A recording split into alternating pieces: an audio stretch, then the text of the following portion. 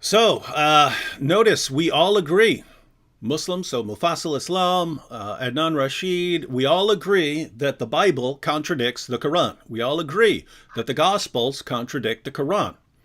The question is, does the Quran affirm the inspiration and the preservation and the authority of the Gospel that we have? If so, game over. Game over.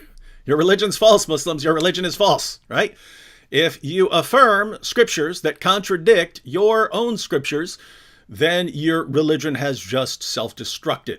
So that's what we're claiming has happened. The Muslims agree with part of what we say. They agree that that our Bible contradicts their Quran. And I point out all these verses where the Quran affirms the inspiration and the preservation and the authority of our scriptures. And so I ask, show me one verse where Allah criticizes the gospel, where he says that it's been corrupted. Just show me one. And they can't do that, and they admit that they can't. So they've basically, they're granting the entire Islamic dilemma while just avoiding the conclusion, because the conclusion is that therefore Islam is false, and they do not want to acknowledge that Islam is false. Let me go ahead and read them. So this is the continuation of the one we just read. But after quoting that, he quotes Surah Al-Ma'idah 5:13-14. But because of their breach of their covenant, we cursed them and made their hearts grow hard. They changed the words from their right places and forget a good part of the message that was sent to them. Nor wilt thou cease to find them, barring a few, ever bent on new deceits. But forgive them and overlook their misdeeds. For Allah loveth those who are kind. From those two who call themselves Christians, we did take a covenant, but they forgot a good part of the message that was sent to them. So we estranged them with enmity and hatred between the one and the other to the day of judgment. And soon will Allah show them what it is they have done. So that's his other shot. And this is another fairly common passage. But Sam? Yeah, it is. I've heard it. Yeah. Now, if you read what it says about the Jews, it says something a little more harsher about what the Jews did with their scriptures than it says about the Christians. So let me real quickly go over that part. So for their breaking their covenant, we cursed them and made their hearts hard, perverting words from their meanings.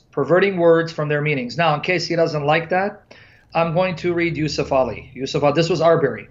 We cursed them and made their hearts grow hard. They changed the words from their right places, from their places, and forget a good part of the message. So you could say that here, what the indictment against the Jews is a little harsher because it says they perverted words from their meanings. That's Arbery's translation, right? But now let's see what it says about the Christians. And with those who say we are Christians, actually it says Nasara.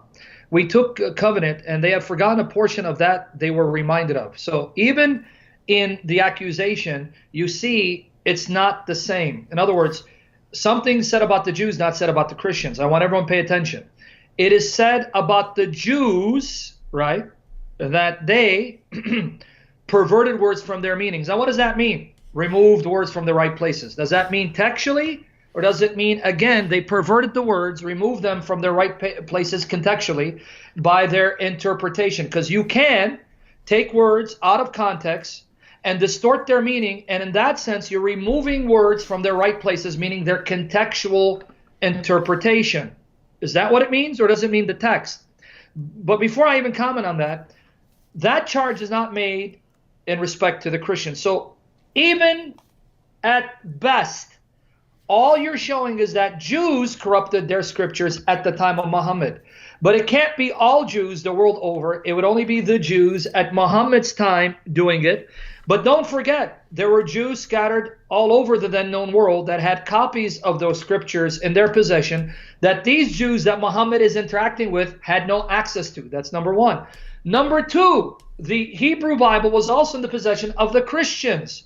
So are you wanting us to believe that the Jews got the Christians to agree with them, even the Christians living at Muhammad's time, close to Muhammad, that the Jews somehow got the Christians to agree with them? Let's corrupt the Old Testament so that our Old Testament reads the same way, our copies and yours. You actually want us to believe that? When even the Quran acknowledges that the Christians and Jews at the time Muhammad, near Muhammad's vicinity, were at war with each other, enmity towards each other. And you'll find that in chapter 2, verse 113. So again, let me repeat that point.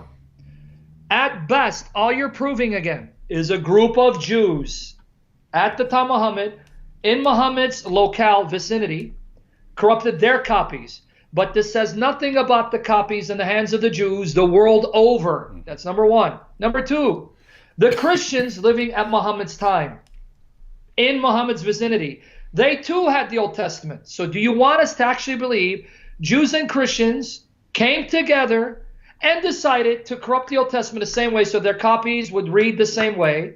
Or is this simply desperate and grasping at straws? But that's assuming, by the way, that it's saying that when they removed words from their right places, it means that they changed the text, they corrupted the text, as opposed to removing them by their misinterpretation of words taken out of context. Now, how do I know it's the second view, that they're misinterpreting these words by taking them out of context? I just got done reading chapter 5, verses 43 to 48. Chapter 5, verses 43 to 48. Chapter 5, verses 66 to 68. Now, I didn't read 48 because I'm assuming maybe that will come up so we can address it later. But still, in 548, it says, "And to you, Muhammad, we sent down the book in truth, confirming what is between his hands," right? "And guarding it in safety, preserving it, muhaiminan alayh." Now, I know how Muslims try to spin that to make it mean something it doesn't. Lord willing, if that comes up, I'll address it. But folks, the contextual reading of these passages cannot mean the text is corrupted, because later on, Muhammad is telling the Jews, follow your Torah. God has sent down guidance and light in it. If you don't judge by your Torah what you have, you are unbelievers and wrongdoers. And you Christians, follow your gospel. God has sent down guidance and light in your gospel. And if you don't follow it, then you're unbelievers and wrongdoers. What else does Muhammad need to say before Muslims get it that he does not think their scriptures are corrupted, unreliable, but their scriptures are pure, preserved, incorruptible, unchangeable, and their sin is failing to live up to those scriptures, ignoring much of those scriptures, or misinterpreting those scriptures to agree with their traditions. That's the only honest, consistent interpretation of these passages, if you believe the Qur'an is contextual and doesn't contradict itself. Now, if he's focusing on the part forget, because that's what I have had Muslims say. See, they forgot, meaning they corrupted it. Last time I checked, forgetting something doesn't mean you corrupted something. But in Muslim logic, let's go with it. Let me read what it says in reference to the Christians. "And when those who say, we are Christians, Nasara, we took covenant from them, they have forgotten a portion of that they were reminded of. So we have stirred up among them enmity and hatred till the day of resurrection, and Allah will surely tell them of the things they wrought." Now notice this. It says they forgot a portion of that which they were reminded of. So number one, they were reminded of it. That means they must be aware of the thing they're being condemned for forgetting. So what does it mean to forget? In the language of the Quran, what does it mean to forget? You don't need to guess. I'm going to read how the Quran uses this term forget. Chapter 7, verse 51. "Such as took their religion to be mere amusement and play, and were deceived by the life of the world.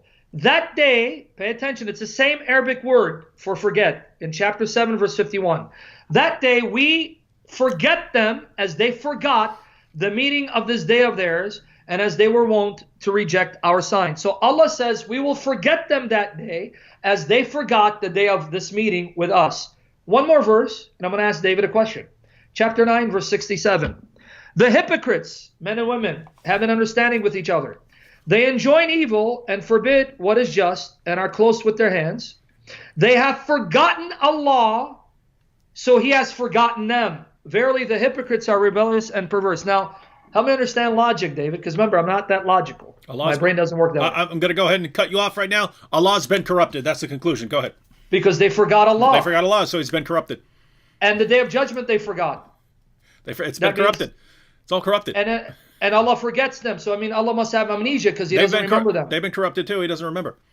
Thank you. Mm-hmm. In other words, if you let the Quran speak, you know what forget means? It's simply the Quranic way of saying they ignored those parts as if those parts weren't there. Forget doesn't mean, oh man, man, I swore there was some, man, what happened, man? It means they ignored it. They overlooked it. They set it aside. Not they corrupted it or they weren't aware that it existed. That's not how the Quran uses this term. So this is desperate and pathetic, to say the least.